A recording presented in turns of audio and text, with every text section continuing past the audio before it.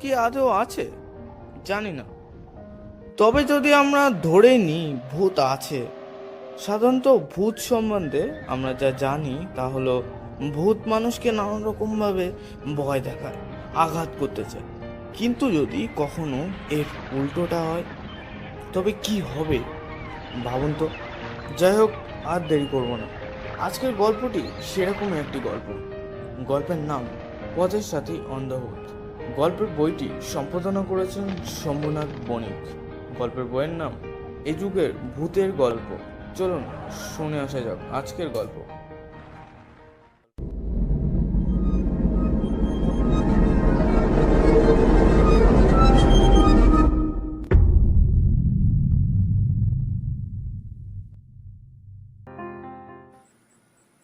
সাহস নিয়ে পথ চলেছি। পথে লোকজন নেই। দূরে বাড়িতে মিটমিট করে আলো জ্বলছে। কুলতলির মাঠ দিয়ে হেঁটে চলেছি। ভয়ে গা ছমছম করে উঠছে। দূরে আহ আহ একটি শব্দ শুনতে পাচ্ছি। ওগুলো সম্ভবত গাছপালার শব্দ। বাতাসে এই ধরনের বিশ্রী আওয়াজ মাঝে মাঝে শোনা যায়। ফুলতলির মাঠটা 1.5 মাইল হবে। মাঠের প্রায় মাঝামাঝি চলে গেছে। দূরে যেন কাদের ফিসফিস কানাকানি শব্দ শুনতে পাচ্ছি। হয়তো সবটাই আমার মনের ভুল। একবার মনে হলো একা আসা ঠিক হয়নি। আজ রাতটা গোপীগঞ্জে কাটানো উচিত ছিল। 12 বছর বাদে দেশে ফেরা অনেক চেনা পথও অচেনা মনে হয়। চলছি তো চলছি, মাঠ যেন আর শেষ হয় না। ঘড়ির দিকে তাকিয়ে দেখি 7:30 বেজে গেছে। সে কি, 1 ঘন্টা ধরে হাঁটছি এই মাঠ দিয়ে? 1.5 মাইল পথ যেতে কোনো ক্রমে 1 ঘন্টার বেশি লাগা তো উচিত নয়। কিন্তু এ পথের যেন শেষ নেই। মাঠ যেন আর ফুরোয় না। ভয় আর ভাবনায় ঘেমে উঠেছি, তবু সামনের দিকে এগিয়েই চলেছি। যা হয় হবে। হঠাৎ পিছন থেকে কে যেন ডাকছে বলে মনে হলো।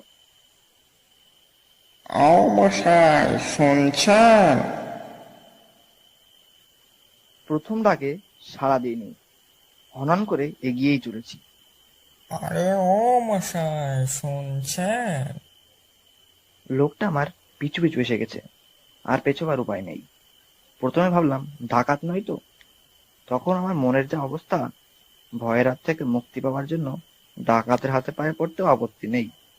ভদ্রলোক আমার কাছাকাছি এসে গেছেন। অদ্ভুত দর্শন এক বুড়ো ভদ্রলোক। সর্বাঙ্গ সাদা কাপড়ে ঢাকা। ডাকাত নয়, বেশ বোঝা যাচ্ছে, কারণ হাতে কোনো হাতিয়ার নেই।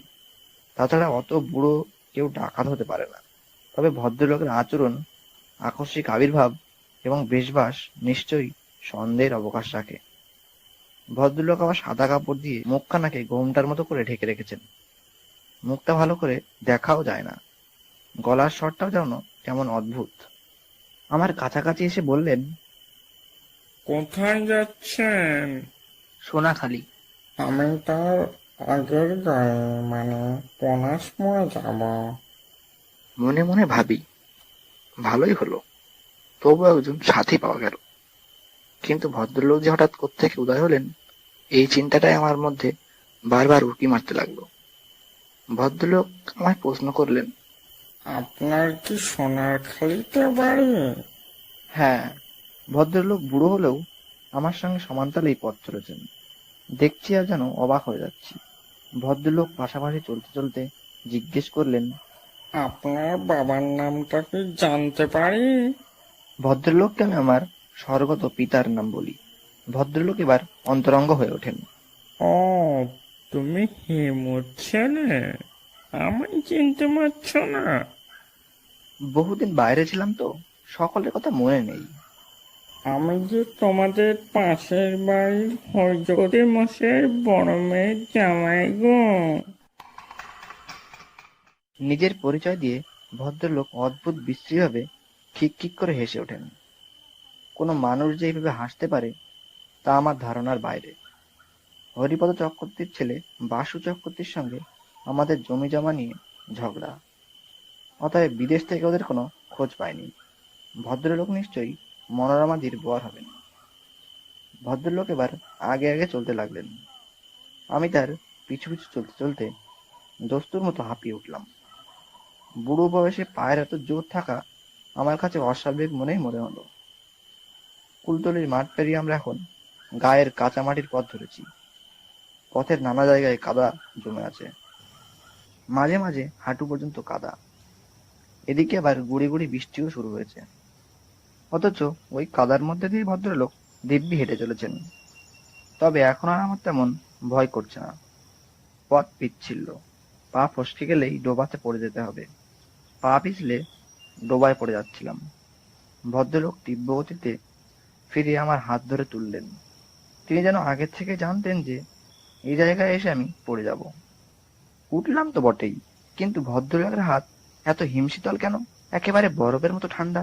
ভদ্রলোক বললেন, ঠিক মতো পথ চলো, নাহলে পড়ে যাবে তো। একে রাত, তার উপর বৃষ্টি। অনেকদিন গায়ের পথ চলার অভ্যাস নেই। একটু পরেই রামহরিপুরের শ্মশান ঘাট।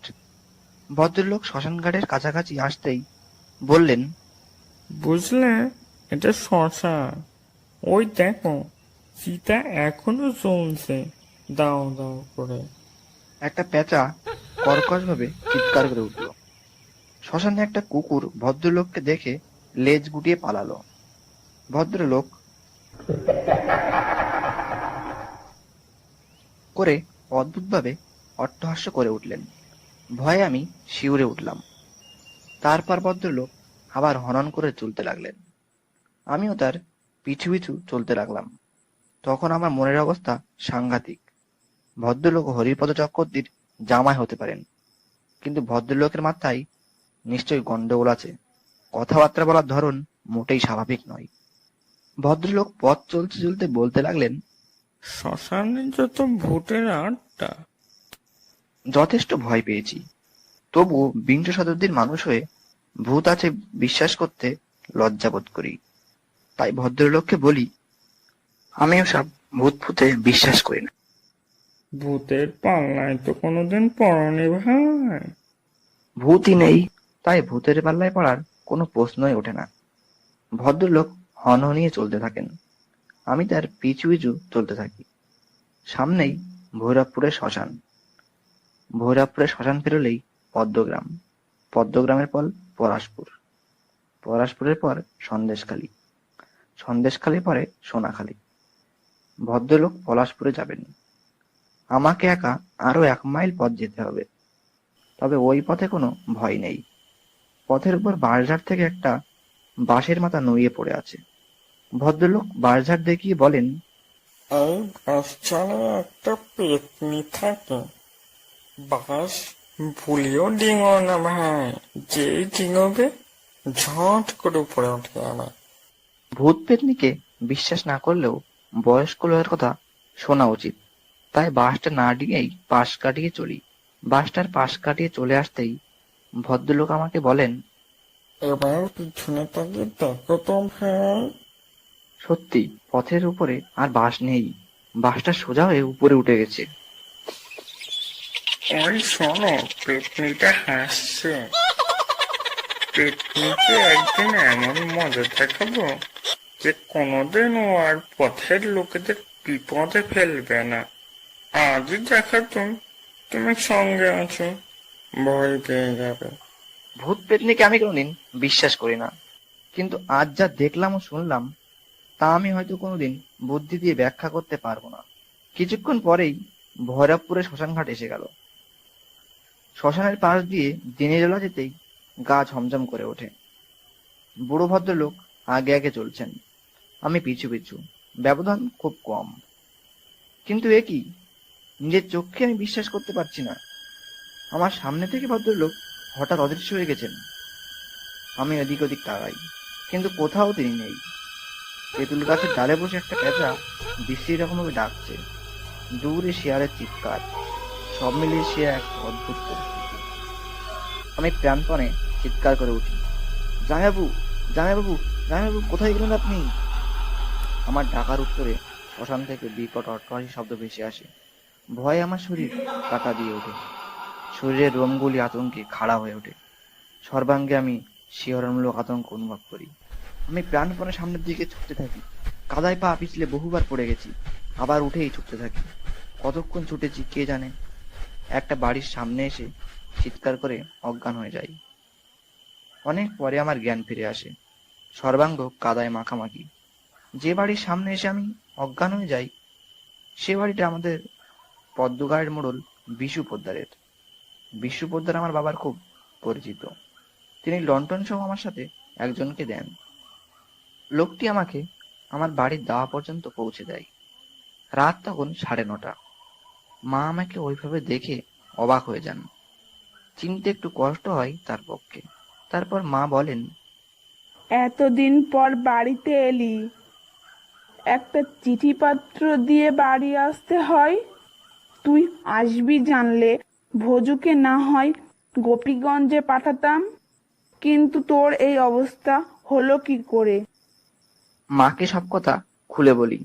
আমার সব কথা শুনে মা চোখ কপালে তুলে ফেলেন, যেন অবিশ্বাস্য কোনো কথা বলে ফেলেছি। কিছুক্ষণ চুপ করে থেকে মা বলেন, বহু ভাগ্যে বেঁচে এসেছিস। হরিপদ চক্রবর্তী তার মেয়ে মনোরমা এখন পলাশপুরে নেই। জামাই বহুদিন আগে কঠিন রোগে ভুগে অন্ধ হয়ে যায়, তারপর একদিন হাট ফেলে মারা যায়। মার কথা শুনে আমি অবাক হয়ে যাই। প্রায় 2 মাইল পথ তবে কি আমি ওই অন্ধ ভূত জামাইয়ের সঙ্গে এসেছিলাম? তার এই বিশ্রী রকমের বেশবাস, অদ্ভুত কণ্ঠস্বর আর অট্টহাসি জীবনে বোধহয় কোনোদিন ভুলতে পারবো না। ভূত জামাই না হলে বুড়ো বয়সে অত ক্ষিপ্র গতিতে ওই কর্দমাক্ত পথে কোনো মানুষের পক্ষে চলা সম্ভব নয়। তারপর ভৈরবপুরের শ্মশানের কাছাকাছি এসে হঠাৎ অদৃশ্য হয়ে যাওয়া আমি কোনোদিনই বুদ্ধি দিয়ে ব্যাখ্যা করতে পারবো না।